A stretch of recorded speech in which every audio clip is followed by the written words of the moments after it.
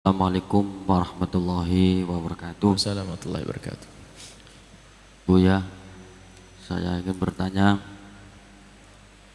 Saya telah kemarin membaca kitab fikih bahwa di dalam fikih menjelaskan untuk akikoh anak laki-laki jatahnya 2, kemudian perempuan 1.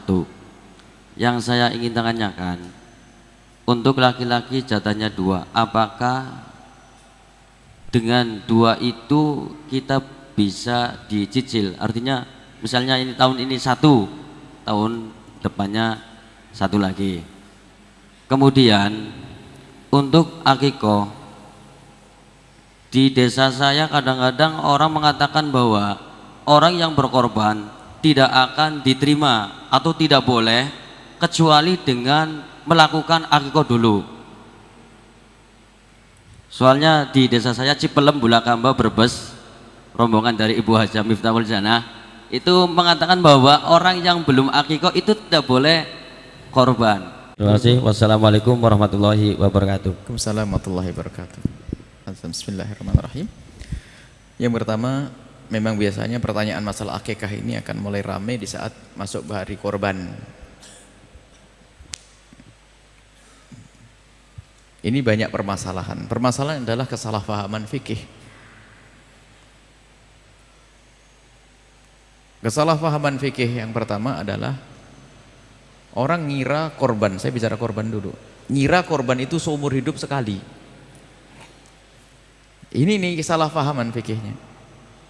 Sehingga kalau ada Pak Haji diajak korban, oh saya sudah korban, kapan? 10 tahun yang lalu. Ini coba di masyarakat.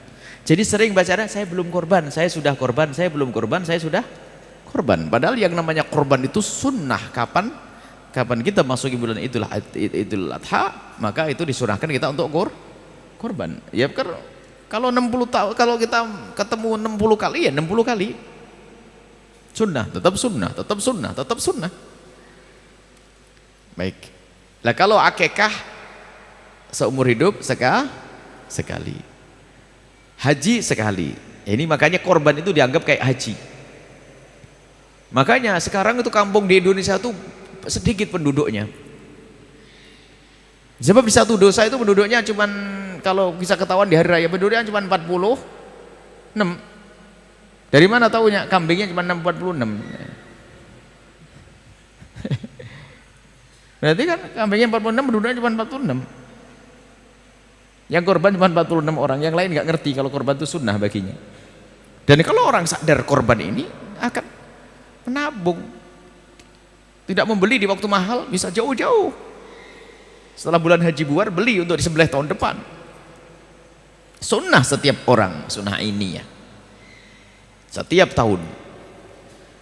Baik, ada pun masalah akikah itu disunnahkan dah. Kapan akikah itu disunnahkan? Dan siapa yang sunnah? Akikah disunnahkan atas orang tua. Jadi orang tua yang punya anak sunnah dia mengakikahi anaknya. Bukan saya ngakikahi abah ayah saya, bukan saya ngakikahi. Jadi hakikah itu pada dasarnya adalah jika seorang bapak dikarunia oleh Allah putra, seorang anak, maka sunnah bagi bapak, bukan bagi anak. Sunnah bagi bapak untuk mengakikahi. Madhab kita, jumhur ulama mengatakan sunnah, ada sebagian mengatakan wajib. Nah, kapan? Ya kapan anak itu lahir, sunnah untuk diakikahi umumnya adalah di hari ke-7 sambil diberi nama.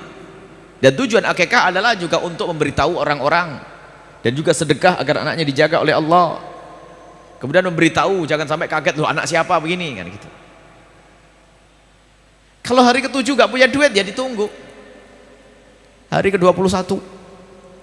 Ya gak punya ya kapan saja, tahun depan deh. Sampai kapan? Sampai anak itu baligh, sudah haid bagi wanitanya, atau keluar mani di usia 9 tahun ke atas, atau seorang laki-laki sudah baligh, sudah keluar mani, maka saat itu orang tua lepas, tidak dituntut dengan yang namanya korban akikah.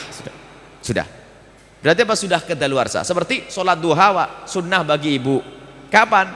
Mulai dari terbit matahari sudah meninggi sampai matahari kencang di atas, sebelum itu. Setelah kelewat ya sudah kelewat. Berarti kesunahannya kelewat sudah. Kesunahannya kelewat. Karena apa? Anakku sudah balik, aku belum sempat ngakikahi dia. Sampai di situ batasnya. Selagi dia belum balik, maka orang tua sunnah untuk mengakikahi. Kemudian pertanyaannya tadi, laki-laki 2 dicicil, ya boleh saja lah. Dicicil boleh. Sekarang aduh punyanya kambing 1, sembelih 1, nanti ada lagi sembelih lagi yang kedua, boleh, nggak ada masalah. Kemudian ada masalah hakikah lagi. Jika seandainya anak kita sudah terlanjur balik, belum sempat kita akikahi, apakah boleh dia mengakikahi untuk dirinya sendiri? Ya boleh. Paling tidak itu jatuh sedekah, akikahi.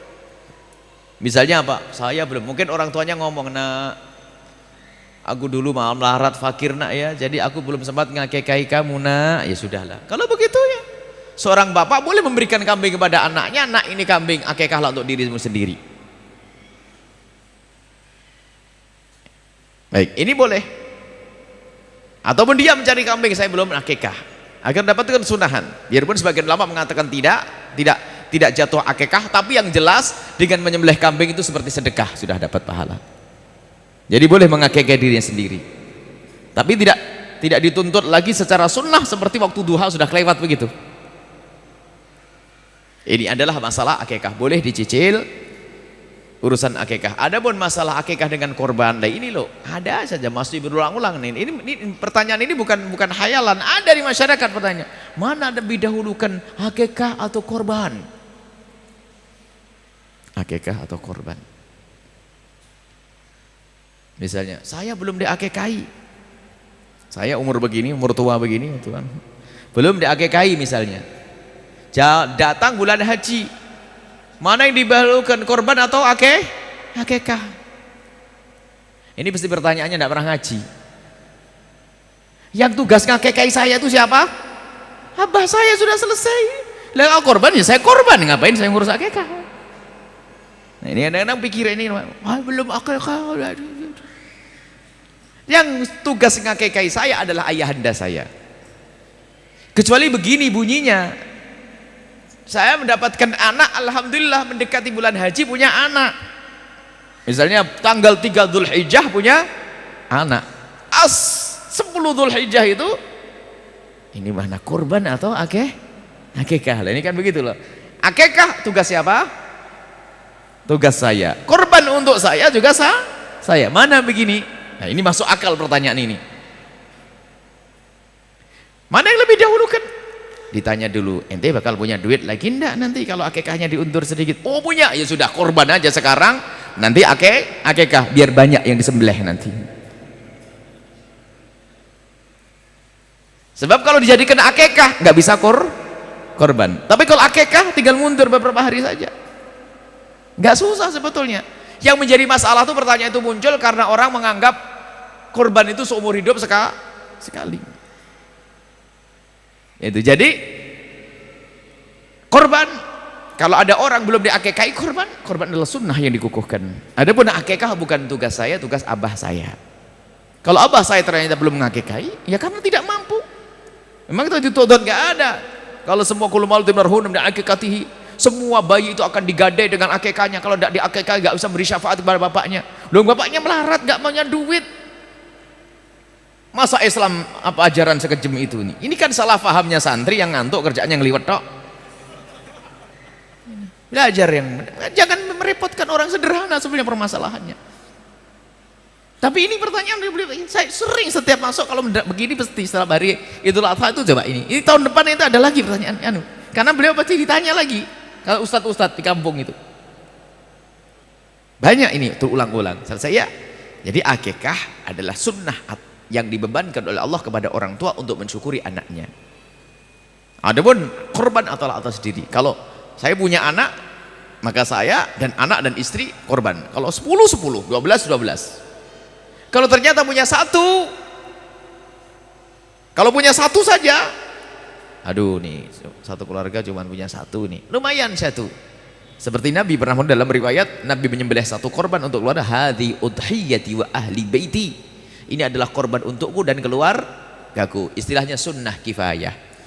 Jadi kalau kita punya keluarga 10, hendaknya nyembelih 10. Kalau nggak bisa 10 ya 9, nggak bisa 9 8, nggak bisa 8 nggak bisa 1. mewakili keluarga semuanya. Mewakili keluarga semuanya. Pokoknya jangan sampai nggak nyembelih kambing. Nah, ini.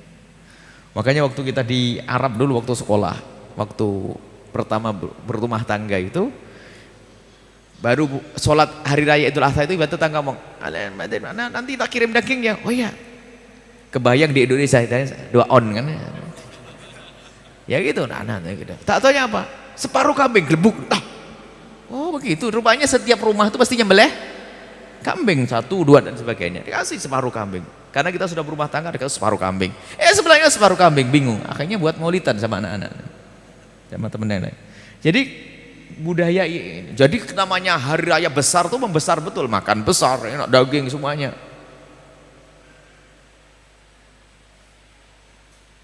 Di Indonesia Masya Allah memang orangnya qanaah, jadi cukup 3 on 4 on.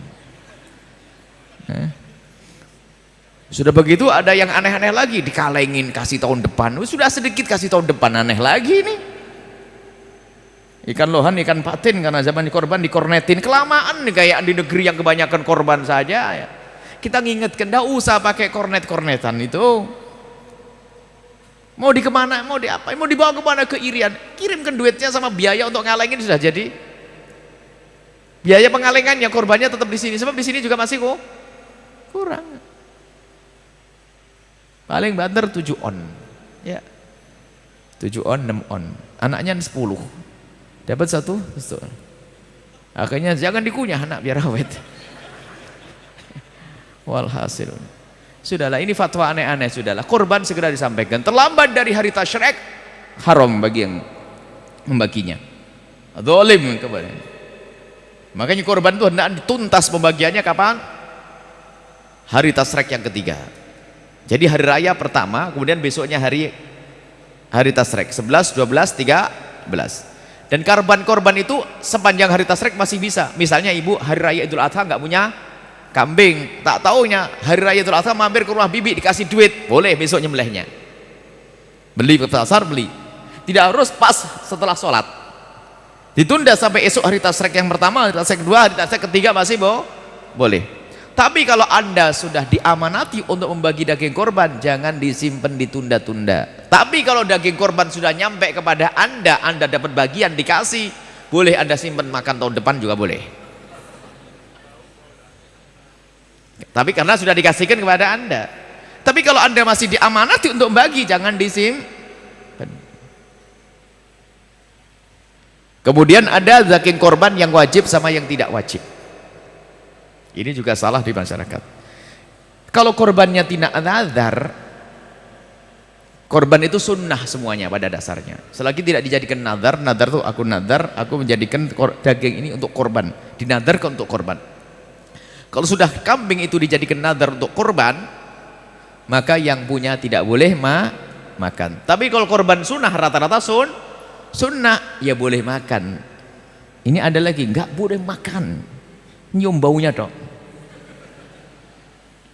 Sehingga kalau sudah tradisi baik, semuanya punya sembelihan kambing, setiap rumah nyembelih kambing, nanti caranya membaginya begini.